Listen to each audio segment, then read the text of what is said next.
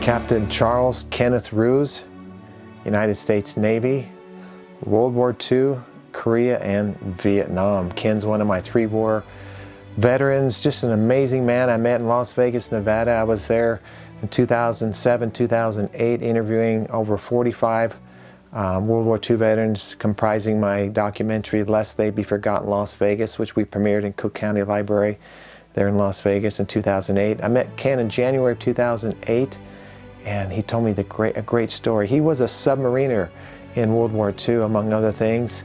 He started his career during World War II, and it was 33 years. His career spanned 33 years, and I'm excited. I don't have any really submarine stories. Ken's my best one, and I'm so excited to share it with you today because it's so intriguing to be in a submarine. But Ken also was on a battle cruiser, the U.S.S. Vincennes, which was sunk. Well, the Marines were landing on Guadalcanal during the Battle of Savo Island. That ship was sunk, and Ken spent 9 hours without a life vest in shark-infested waters. He lived to write about it in the book called The Luck of the Draw. You can find that on Amazon. Great book. He also wrote a book called 3 War Captain, which told about his naval aviation career after World War II. But Ken tells a great story. After he was sunk, he went to the submarine duty, volunteered to be on submarines, and went on 8 war patrols with the U.S.S. Pollack in World War II. Now, a war patrol is about 60 days, so he went on 8 of those, folks. And just an amazing story. And you hear the term, there's no atheists in foxholes. Well, Ken said that there's no atheists when the depth charges are falling all around you. So I can only imagine what that would be like, to be horrifying in a submarine in close quarters like that. So, but Ken served faithfully in Korea. He trained to be a fighter pilot, folks. He flew A-4 Skyhawks during Korea, and he was a commander of an aircraft carrier for 2 tours in Vietnam. Now think about that, over 33 years. This guy did everything. I mean, you're gonna have to listen to his story with great intrigue. It's a beautiful story, well told. We lost Ken in 2014 at the age of 93, so I'm so happy that I recorded his story, and I've got some great pictures to share with you too. I'm going to stop for a moment and thank Jim Thompson. Jim's father, Quentin Robert Thompson, they called him Tommy Thompson. He had a 10-year naval career during World War II, 1940 to 1950. Graduated from Georgia Tech in 1940, was commissioned as an ensign, and served on S-class submarines through World War II, and was a commanding officer in most of those.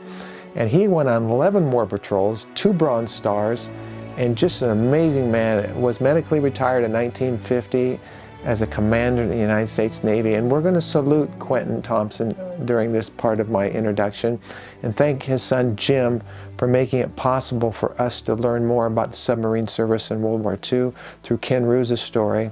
And I wanted just to honor and salute his father. I was at his memorial service, on Tommy Thompson's memorial service in Tucson, Arizona in 2005. And it was a very memorable time for me. But Jim, I want to thank you and salute you, sir, for making it possible for us to learn about submarines. Awesome, brother. Thank you for coming to the GI Film Festival in Washington, D.C. in 2008, being with me there as we premiered my Vietnam film, Jim. So you've been a good friend over the years and a supporter of my work, and I just salute you and your dad and honor both of you for your service to our country. Folks, I'm just so happy to share this story. I'm going to get right into it now. Thank you for those of you who helped support my work over the years too. You know who you are, and I thank you, and I thank God for you. And I thank my God that I can serve Him. Okay, we're going to cut right there. So thank you for watching these stories. I want to invite you to listen to Voices of History Radio 24 hours a day, folks. All the videos you watch on YouTube, on my YouTube channel, are on my radio station, Voices of History Radio. You can download the app for free. Make a plug for my radio station now. Over 50 countries have tuned into this, and it's just an amazing opportunity for you to learn more about our history. Folks, we're in a day where people are trying to erase our history.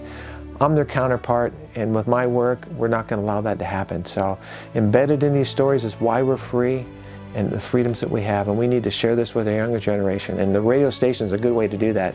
They can download the app for free, Voices of History Radio, and have living history in the palm of their hands. You can listen to it when you go to bed, when you wake up, take a shower, mow your grass, commute. This would be great for truck drivers, and like I said, I want to get this in the hands of our students. So, okay, sit back. Ken Ruiz's story. Thank you, Jim, again for making it possible for others to hear this story today. Subscribe to this channel and share these stories, and I appreciate your time and attention. God bless you.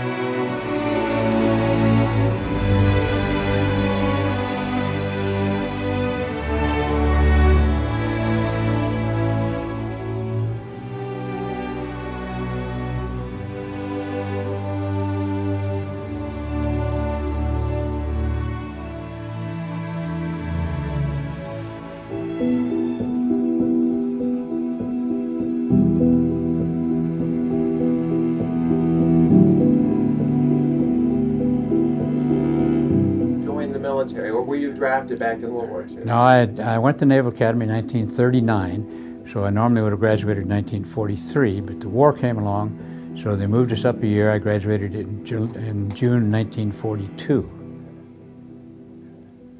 And how old were you at that time?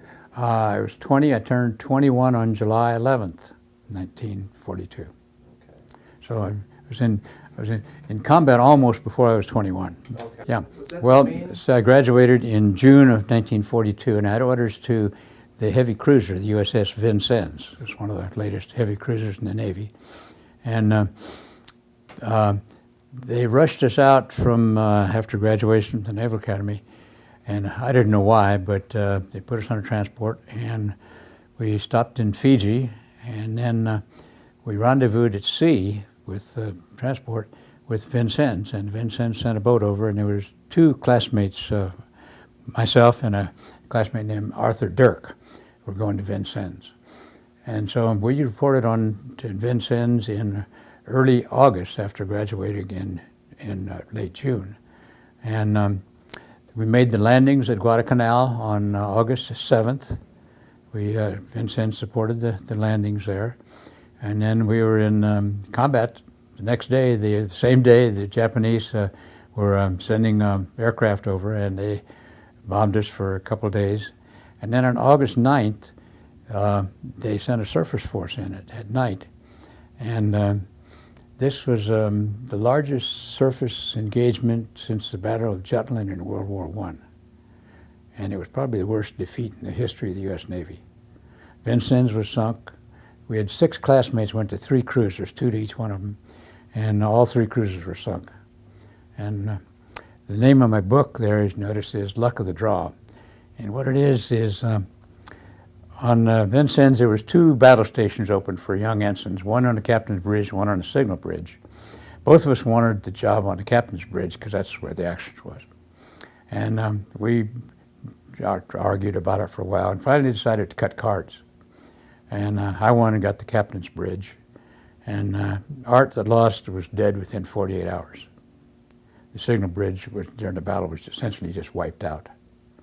And Vincennes, we took almost 50% fatalities among the officers in that battle. It was a 34-minute battle, and there was over 1,300 men killed. The Army talks about casualties. These are fatalities.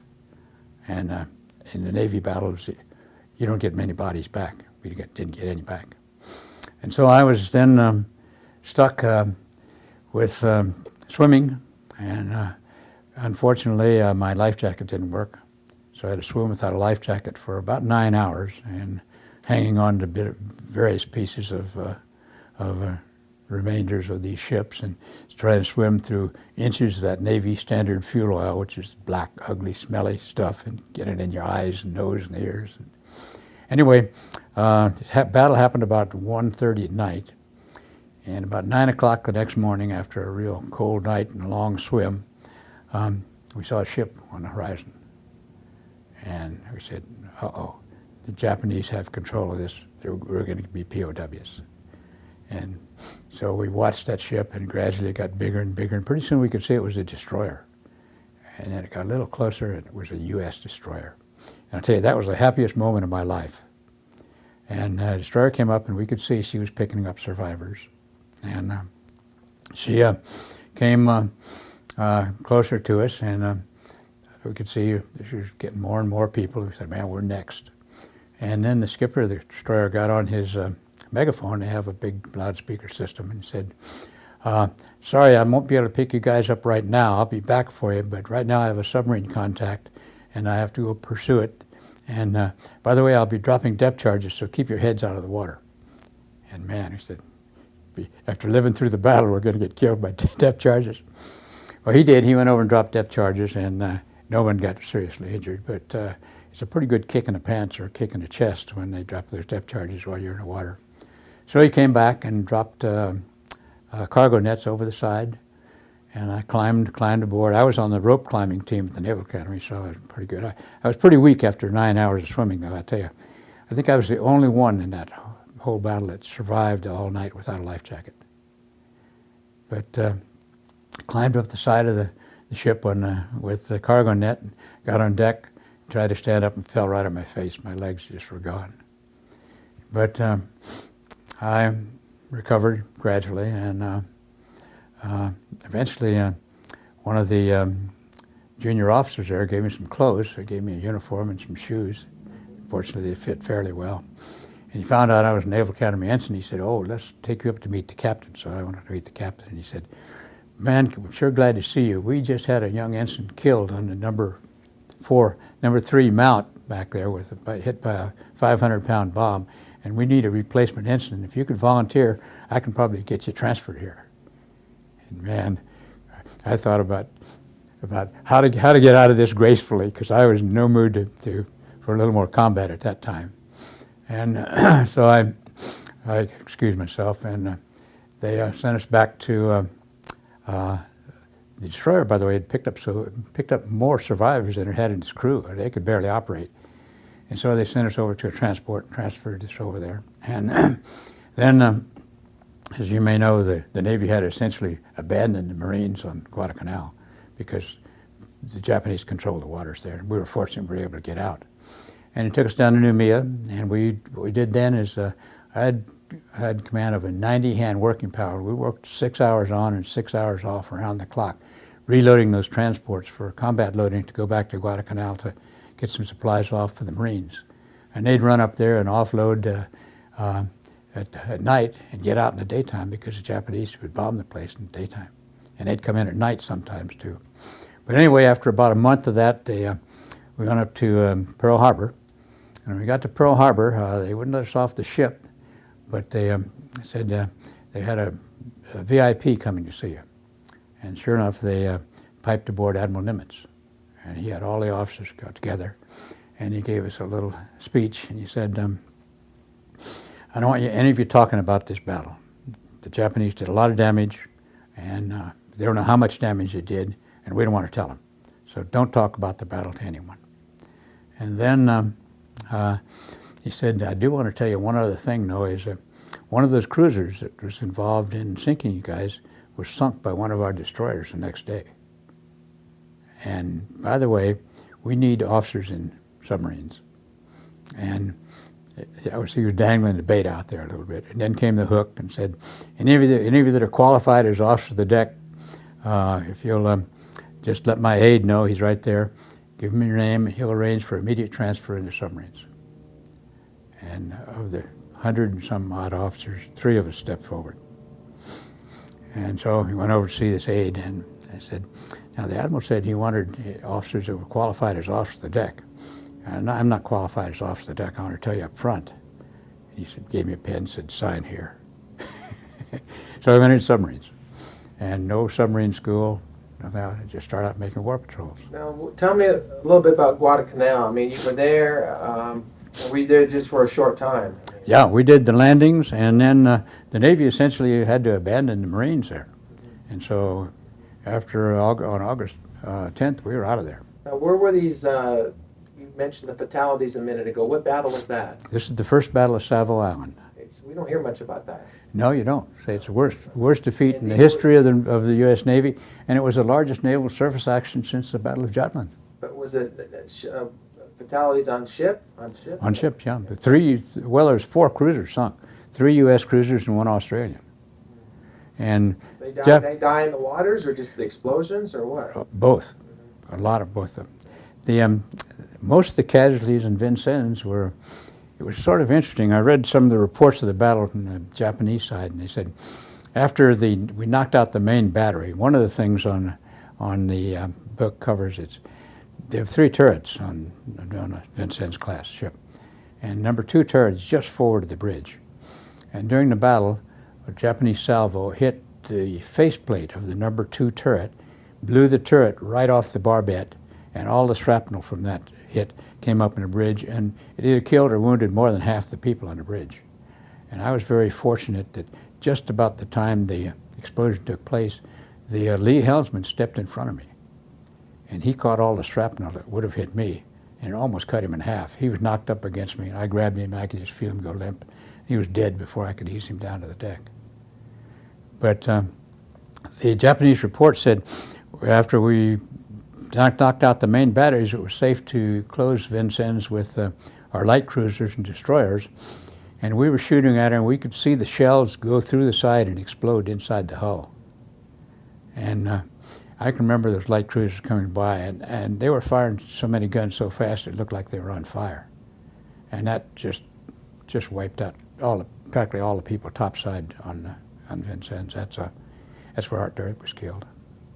Were you with a particular, I mean, it's not in the Navy, it's not a division or a regiment or a group or battalion, but was there a particular number of the ship you were on or the submarine, and what was your rank at that time, too? I was ensign, just out of Naval Academy, brand new ensign, less than 21 years old, and a little more than a month service.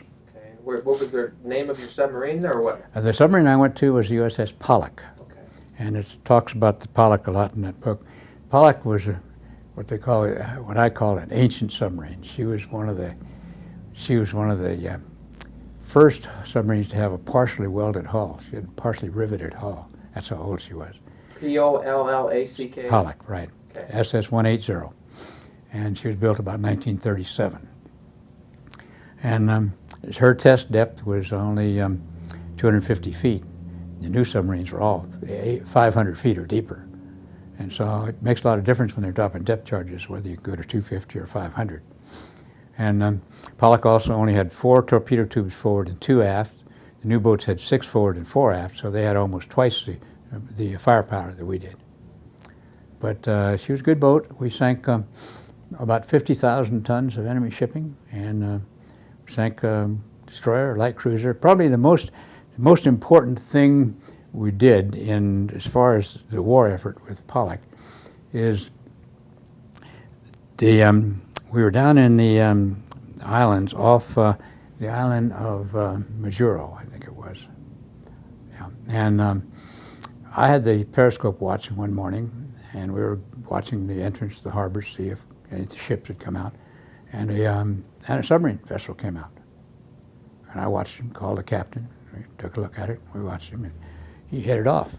And the captain said, I don't know where he's going, but I think maybe we ought to follow this guy. At Midway, they followed the destroyer and found the whole fleet. And so we started following him, and the next thing you know, another one came out. Started going the same way. And he said, hey, I'm beginning to think more and more that there might be something important out here that we're going to find. And sure enough, after about a half hour, there's a rendezvous with a big Japanese ship. It was an ex-light cruiser they had. And the name was the Bangkok Maru. And we made the approach on Bangkok Maru, fired 4 torpedoes, sank her. But we really it was the worst depth charging we ever had from those 2 anti-submarine vessels.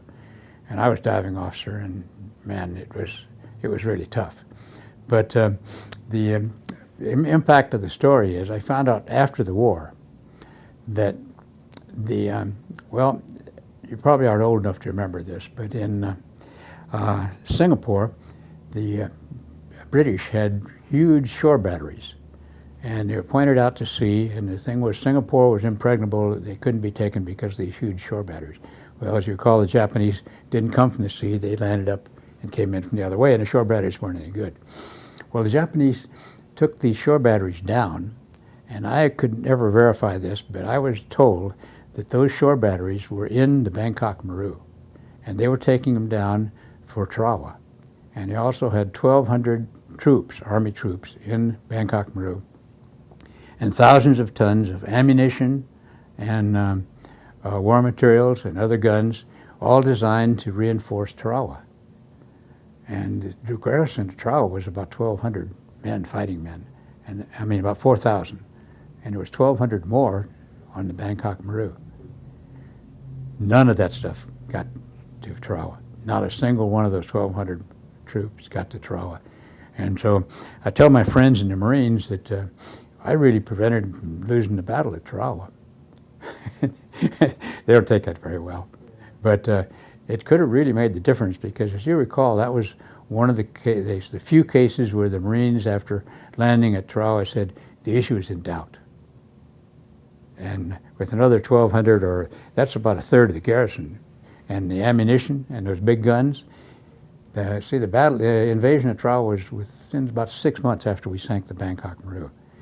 I don't know why they were reinforcing it. They may have known that we were coming, but they really had big plans to reinforce Tarawa, and we thwarted them.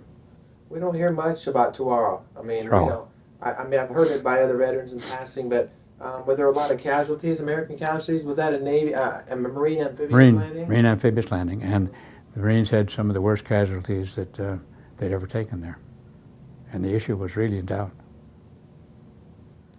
Now, you're in a submarine all this time. Yeah. So you're diving, you're coming up.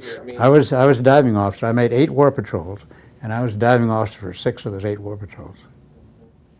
I haven't had a lot of information about the subs, so it's interesting talking to you. And were these the 2 major campaigns, Guadalcanal and Tarawa? Is that the main 2 that you were at, or were there? Well, submarines operate pretty much on their own. Yeah. We're just hunters, and we go out and we're predators. And one of the books talks about, one of the things in the book, the forward actually talks about a battle, I guess, or a sinking we had right off the coast of Japan, right near Tokyo. And this convoy was coming by, a large convoy, and we used to do most of our fighting on the surface if we could. Just a big torpedo boat at night, not very fast, but a big torpedo boat. And I was off the deck during battle stations at night, and I used to fire the torpedoes. We had a special set of 750 binoculars with a crosshair on them and a target bearing transmitter. And I would put the binoculars in the target bearing transmitter, and it would transmit the bearing down to the, we had a torpedo data computer down below, and they would generate a solution to fire the torpedoes at in order to get hits. I fired 40 torpedoes. Wow. And that's a lot. That was more than 12 engagements. And anyway, in this particular engagement, we got the ship we aimed at, but we had a fire right in front of a destroyer, and we knew we were really in for it.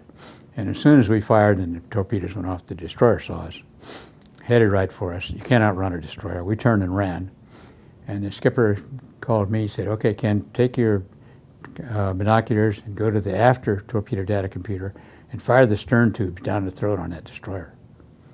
So I did, but we only had two tubes aft. And there's a maneuver in the Navy called combing the tracks of a torpedo. And this destroyer combed the tracks. He went right between the 2 torpedoes. And as soon as he saw those torpedoes go by, I think he really knew we were serious then. He turned the searchlight on us and opened fire. And the bridge just lighted up like a football field with the lights on at night. And those shells started whizzing overhead, and it was dive, man. And I was a diving officer. And I tell you, there was a lot of adrenaline when I got down to my diving station. But what happened is submarines are controlled by bow planes and stern planes. And the bow planes, for that particular dive, rigged out but would not tilt, and the stern planes were jammed at full dive. And the submarine was just out of control, headed right for the bottom. And so our test depth was about 250 feet. We passed 250 feet just like no time at all, with about a 45-degree down angle. And the other way you control your depth in a submarine is blowing tanks. And I blew the bow buoyancy tank trying to take the angle off. I blew the safety tank, which is supposed to split the surface. And I blew the main ballast tank. I blew everything. We should have popped to the surface like a cork. But we still didn't. And finally, one of the junior officers reminded the skipper, let's back her out. And we backed it out. Well, then the problem is we're underneath two or more destroyers. And if we pop to the surface and all our tanks are dry, we're going to pop to the surface if we don't do something fast. We're dead meat. So I talked to the skipper and I told him, I said, look, skipper, we're going to have to try and catch this thing before we surface.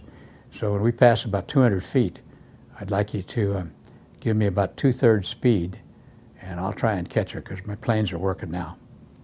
And so at 200 feet, we went from all back full to all ahead 2/3, and we got control of the planes and were able to stop the ship and save it. But that was a famous deep dive in the Navy. Wow. Yeah. Interesting information. Yeah.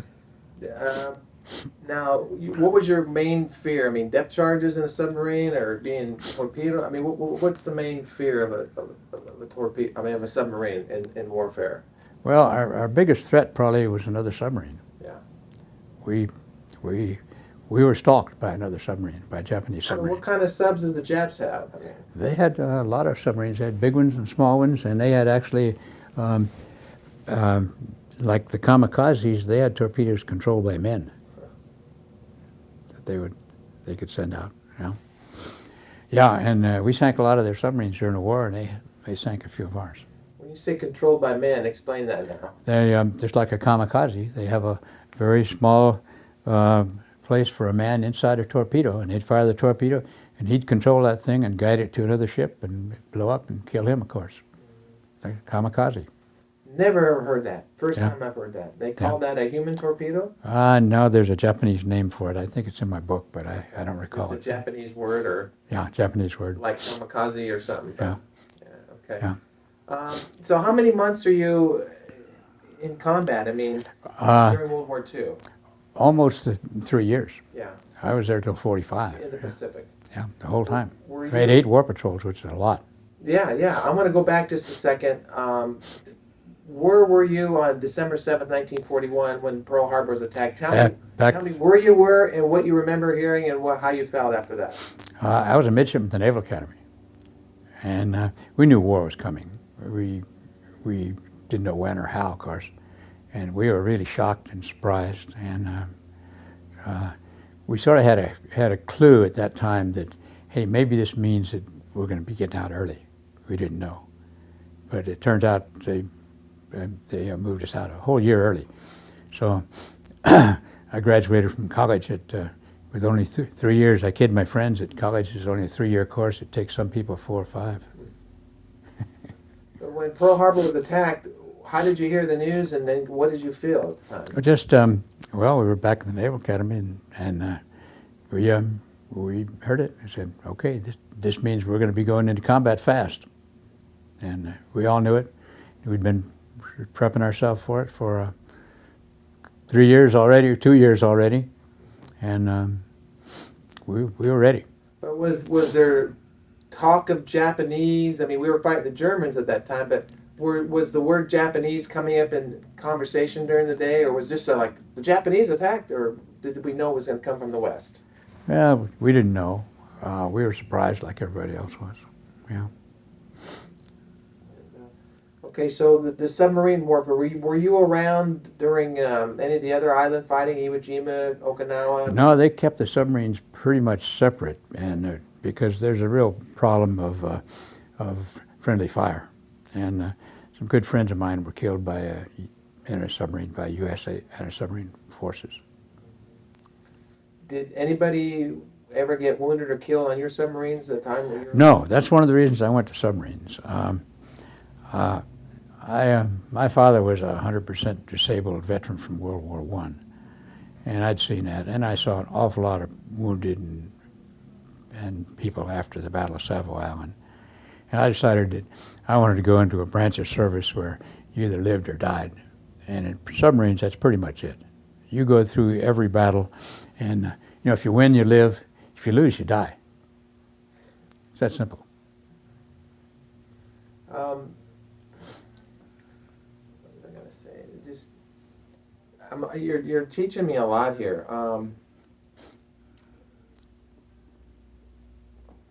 I guess as you talk, Ken, I'm just imagining, just like with all the other veterans, the combat aspect of what you went through, and the fear. You mentioned adrenaline.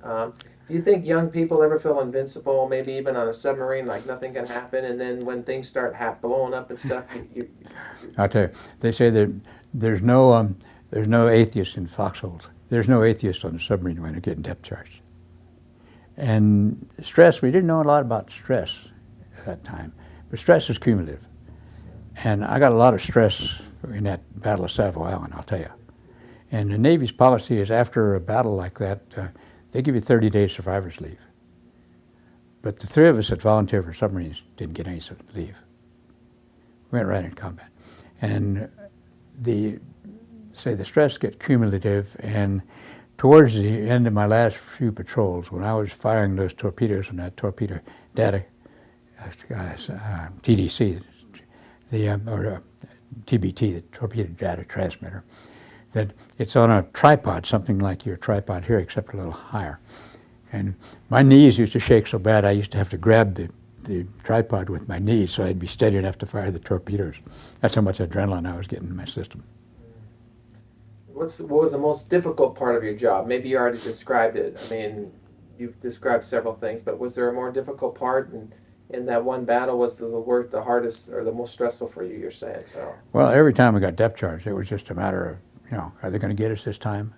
Can you describe to me, or people listening to this, what you experienced, the concussion, or what you feel as it get closer and closer about depth charges, and what actually is being dropped, the canisters, and then what's happening? Well, the Japanese system, they emphasized listening sonar, and they'd play a two-man or a three-man team, and they'd have one ship listen and guide another ship who would come in and drop the depth charges.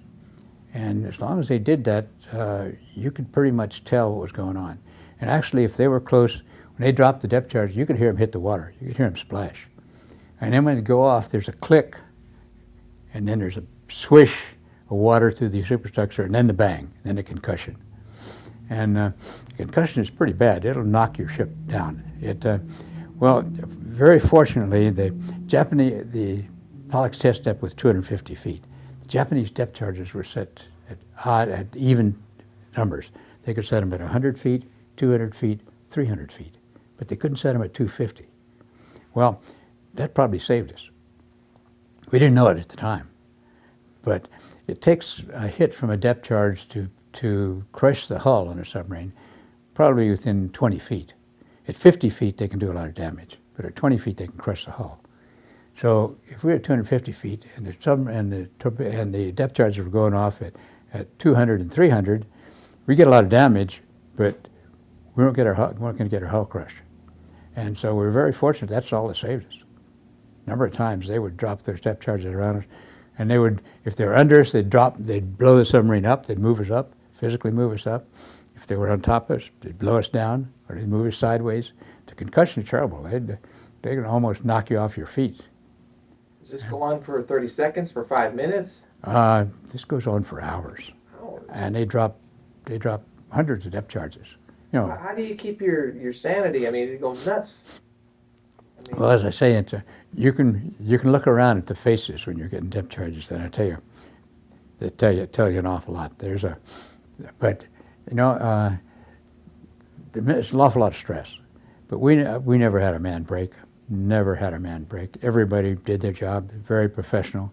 There's a procedure in submarines, all volunteer service, and a lot of men and a lot of officers, after a patrol, said, "That's enough. I can't take any more," and got out of submarines. And on the contrary, and also, if the skipper or the captain and our officers observed some of the men that they were worried about, they'd transfer them out of submarines.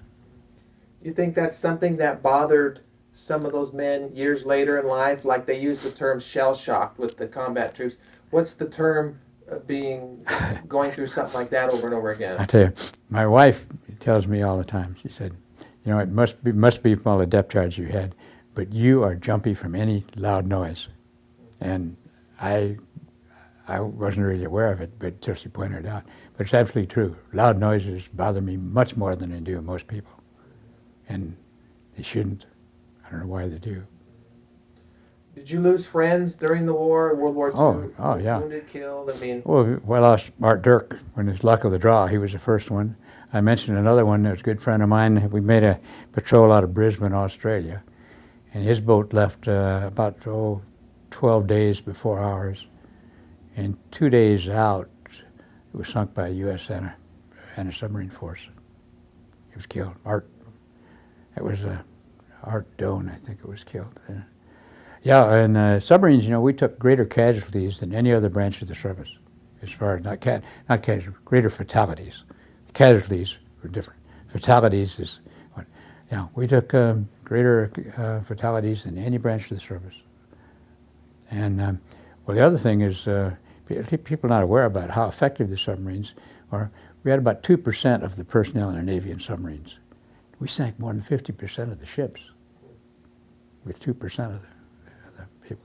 So give me the sounding orders, the alarms when you're getting ready to attack, and you're shooting a torpedo, and how do you know you got a hit? I tell you, when those torpedoes go off, there's no question about you getting a hit. You can hear it. And it's interesting, all submariners that have been in combat and sunk ships will tell you that when you're submerged and you sink a ship, there are very peculiar noises of a ship breaking up as it goes down. And this is the crushing of the hull and the compartments and so forth. And it's very distinctive. You can hear them as they go down. But you fire the torpedoes, and you the torpedoes. Most people think like you fire, you know, you just go bang, bang, bang. You can't do that. The torpedoes will interfere with each other. You have to fire them at least a 10-second interval. I have to admit that sometimes we cheated, but 10 seconds is a standard interval, and you time with a stopwatch. I just center bridge with the torpedo data transmitter (TBT), and then hold the firing key down, and they'd stay down with the stopwatch, and every 10 seconds they'd fire a torpedo. And in the bridge, you can feel them. It's a real little shudder as the ship goes out. One of the worst things in the submarines is we had faulty torpedoes, and the early part of the war particularly. And there was typically about 4 things that would happen to torpedoes. One is they were running much deeper than they were supposed to. They would fire them, and they'd run right underneath the ship. And you can see the tracks. We had torpedoes run underneath ships. I saw them. And then the other one is the torpedoes would hit a ship, they'd bounce off the side and not explode. And we had that. We've seen torpedoes bounce off the side of ships and not explode. And then you've had torpedoes that would explode. When you fire a torpedo, it doesn't arm for about 100, 200 yards usually, just to protect you. We've had torpedoes that would explode as soon as they armed. And boy, if that doesn't give away your position, nothing will. Well, were you, I'm just curious, from a personal standpoint, were you ever conscious of the fact that when that torpedo's hitting those ships, that people are dying? Are you thinking like that, or is it just... Man, no, we're saying, man, we got them instead of them getting us. And the odds are, you know, maybe 1,000 to 1 against you. There might be 10,000 people up there trying to kill you, 100 people in this little submarine. And is it like a game of cat and mouse with these? It's not a game. It's dead serious. Yeah, but I mean, they're trying to kill you, and you're trying to kill them. I mean, if you could stay hidden and they never find you, that'd be great. But they know you're there. That's right. And they can run down that torpedo track, and there's a submarine on the end of it. And that's what they do. But the other thing I was telling you about, the other things wrong with torpedoes. The other one is one thing that has sunk at least 3 of our submarines that we know of, is circular runs. This is you fire a torpedo, and instead of it guiding, the rudder on the torpedo locks full and it runs in a circle. In Pollack, one night, we fired on the surface. And one of the torpedoes took a circular run. And we turned away. You always turn away after you fire, because that brings your stern tubes to bear, and you can fire the stern tubes if you get a chance. And this time we fired, turned our stern tubes, and I was looking astern, watching for the torpedoes to hit. And all of a sudden, nighttime turned to day. There was a huge explosion. And I looked back, and the whole stern of the ship came out of the water, and we were just covered with a white foam all the way around it. One of our own torpedoes had gone on a circular run and exploded underneath us. And it knocked us all to our knees, knocked out all power to the submarine. And if you think of anything that's dark, it's inside of a submarine with no light. And we were on the surface. I was on a bridge, of course, but I felt for those guys down below. We all had depth charge flashlights in every compartment, and everybody knew where they were. And so they used those. But we were completely out of power, and we just slowly glided to a stop. And we knew that the Japanese, as soon as those torpedoes went off, and a couple of them did go off, that the Japanese were going to run down those torpedo tracks, and there we were, dead in the water. And I was an engineering officer, man, and we have sound-powered phones, and I was on those phones down there to my engineers, find out what's wrong and get this thing going. And sure enough, they did. What happened is the force of the explosion had knocked out the circuit breakers. And so they reset the circuit breakers, got power back on there, and then were able to restart the engines. And boy, that was one of the happiest noises I ever heard, is this big engine starting after that thing. And fortunately, they hadn't run down the track very fast, and we were able to turn and run away, and got away. But that was was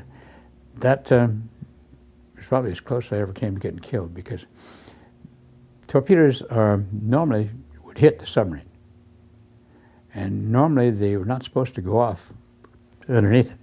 Early part of the war, we had what they called magnetic torpedoes, magnetic detonator, and they would go off by the magnetism of the ship they were fired at. But the magnetic torpedoes didn't work, and all those features were wired off. So the magnetic feature should not have worked. But still, something set that torpedo off underneath Pollack without hitting it. And it's a miracle.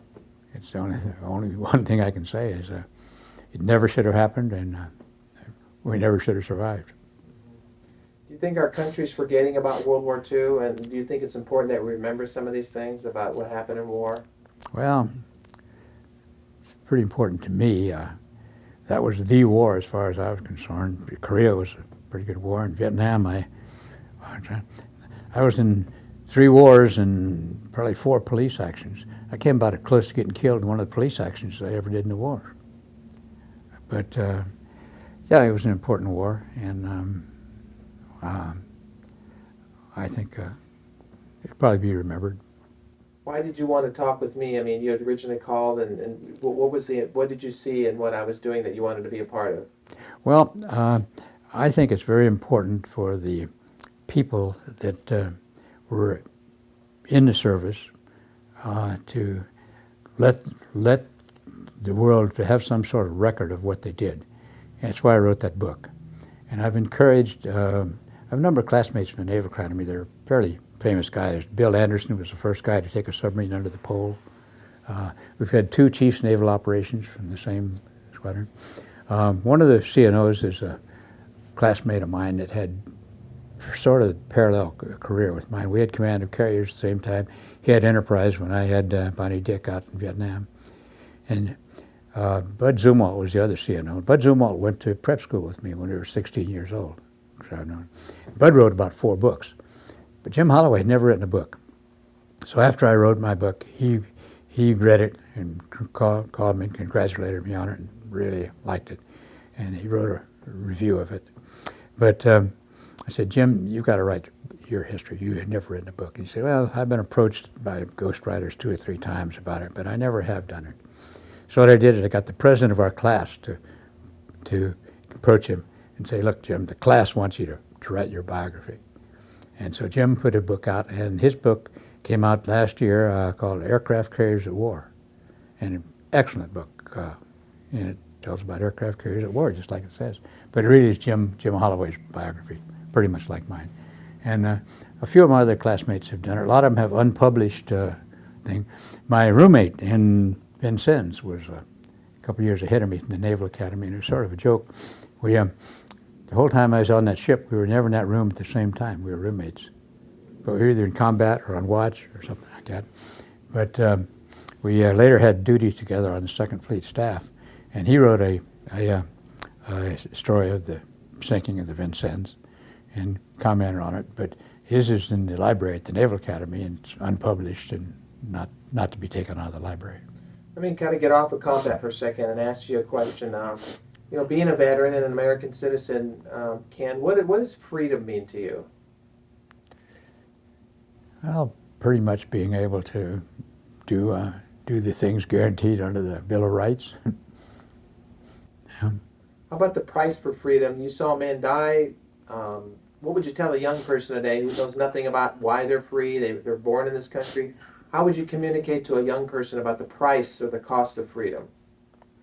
Well, that's a real problem today because this country is, we really never had a war where the viability of the country was threatened since World War II. And the people don't look at war the same way as we do with people that were really threatened in World War II. And that, I don't know why, whether that's good or bad, but I think that's a lot of the reason. Like I say about the present war, the Army and the military is at war, the country is not. That's very well said. Tell me about the American flag. What does it mean and represent to you as a veteran? Well, same thing as it does to most of us. It's a thing to be honored, and I tell you, it really was nice seeing that flag when you came in after being 1,500 miles from the nearest friendly person for a couple of months and going back and being able to see a friendly territory. That flag was awful nice to see. We're getting close to the end. I just wanted to take maybe 3 or 4 minutes. Can you tell me the importance of the air support in Korea? I've talked to a lot of people that fought in Korea, and I recently had someone tell me that it was because of the air support that they survived. So you worked with a fighter squadron in Korea? Yeah. Tell me just briefly what you did. I can't take much time. And then the importance of the air support or whatever you did from the air for the success of the troops on the ground. Well, unfortunately, I guess, during the Vietnam War, I was a test pilot at the McDonnell aircraft. And when the war started, there was disease spread through the aircraft factory called gonorrhea. You know, all the pilots went to Korea. And so I went to the Bureau of Personnel and said, yeah, let me go. I'm in line for exec on a jet fighter squadron, and I've got more jet time than almost anybody in the Navy. He said, well, Ken, we right now need people to run ships, and we're going to groom you to run a ship. And they ordered me as operations officer on a Jeep carrier in the Atlantic. And man, I went to Washington and personally had a meeting with the detailer and said, hey, why can't I get my exec's job at a squadron? He said, Ken, I promise you 1 year on this ship and I'll get you an exec's job on a fighter squadron. I said, are you going to be here a year from now? He said, yeah. A year from now, he sent me orders to exec fighter squadron 102. And but the war was pretty well along then. So we deployed, went into the Mediterranean. We had some delay there, and then we went on to Korea. And by that time, the shooting was over. We never got fired at. We ran some missions, but there was no shooting going on. So I really was not in a position to have personal experience of combat support in Korea. But I can tell you a lot about it. This book, Jim Holloway, I told you about, Aircraft Carriers at War. Jim had a lot of combat experience there. And there's another book I'd recommend strongly on it, written by a friend of mine called Boots Blessé. And the title is No Guts, No Glory. And Boots was a double ace in the Air Force. He's a major general and in the Air Force, retired. And he's a good friend of mine. I had him out on Bonnie Dick when I had command of it. But and I know these people intimately that are Sure, that's good. that are involved, That's good research. but I didn't get involved in it myself. Are you proud to be a veteran of World War II, Korea, and Vietnam? I mean, how do you feel about that? Well, absolutely, I am. I am.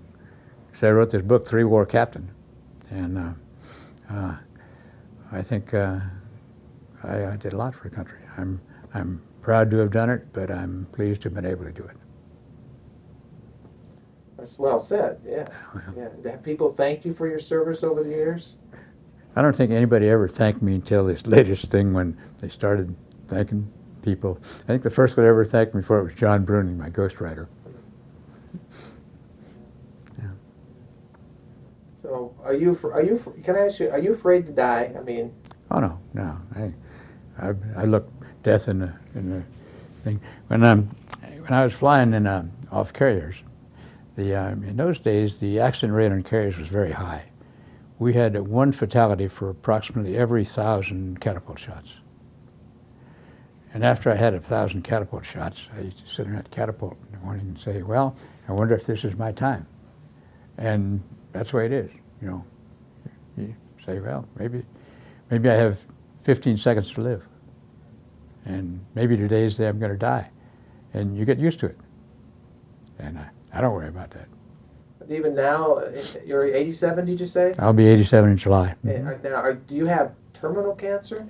No, I have cancer. It's slowly growing, and my oncologist tells me with luck I'll die of something else. So I'm not too worried about that. When I asked you if you're afraid to die, you said no. You look at the face. What do you mean by that? Most people are afraid to die. Yeah, I look death in the face every day almost when I was in the military, and boy, it's a relief not to have to do that anymore. And did you say you're married? You've had kids? I have a son, 3 grandchildren. Yeah. What do you want them to remember about you someday when you're gone? Well, that's why I wrote this book. I wrote originally their manuscript, The Three War Captain. I wrote from my grandchildren basically, and then the author got a hold of it when I sent him I didn't intend to publish it, but some of my friends started publishing books, and I thought they were pretty good. And I said, well, maybe I should send this to a publisher. So I contacted one of my friends that had just written a book. He was the first Hellcat ace, and he was my old squadron skipper. And I said, who'd you book? And he said, well, I sent it to Eric Hamill. And I said, okay, I know Eric Hamill. He's written about 50 books. So I looked him up, got his phone number, and called him and said, hey, Eric, I've written this book. Would you be interested in publishing it? He said, send me the manuscript. And he told me how he wanted it. So I sent it to him. In about 2 weeks, he called back and he said, Ken, I read this Three War Captain, and I want to publish it, but one war at a time. So this is the first war. I don't think I'll publish the other two. Are these memories, Ken, of World War II, do they sometimes seem like yesterday, or does it just seem like 60 years ago and the memories are fading? No, the memories don't fade. My memories don't fade. But it does seem like a long time ago. But nothing brought it home as much as the fact that my last tour in the Navy was command of the aircraft carrier, 67.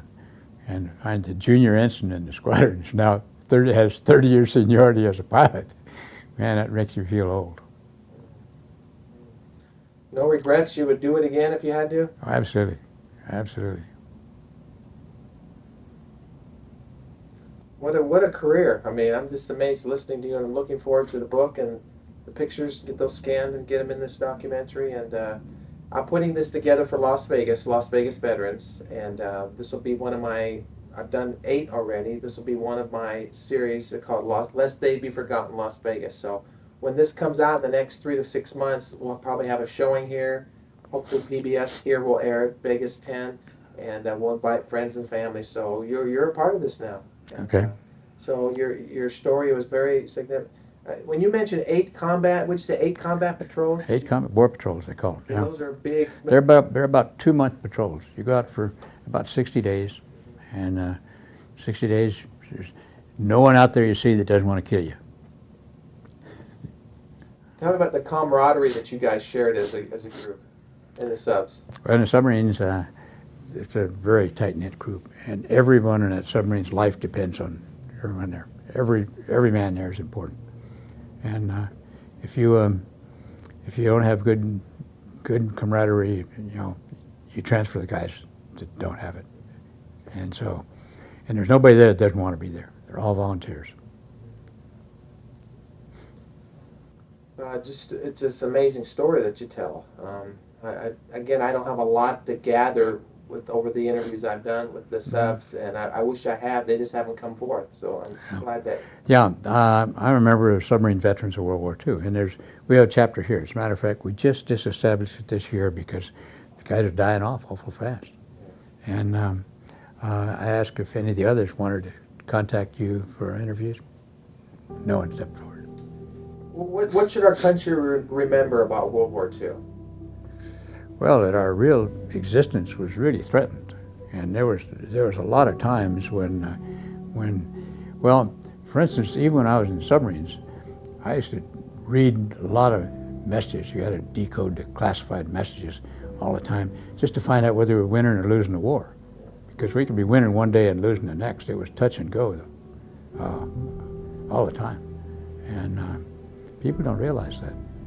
Where were you when the war ended? I mean, were you? I was in flight training. Submarines sunk all the ships, and there really wasn't much left. But there was a real need for pilots, and man, I was going to go. That's great. That's great. At the end of my interviews, I asked the veterans to give me a salute into the camera. Can you do that when I ask you from where you're seated? Sure. Okay, just give me a second here. I want you to look right into the camera. Go ahead and give me a salute to the camera.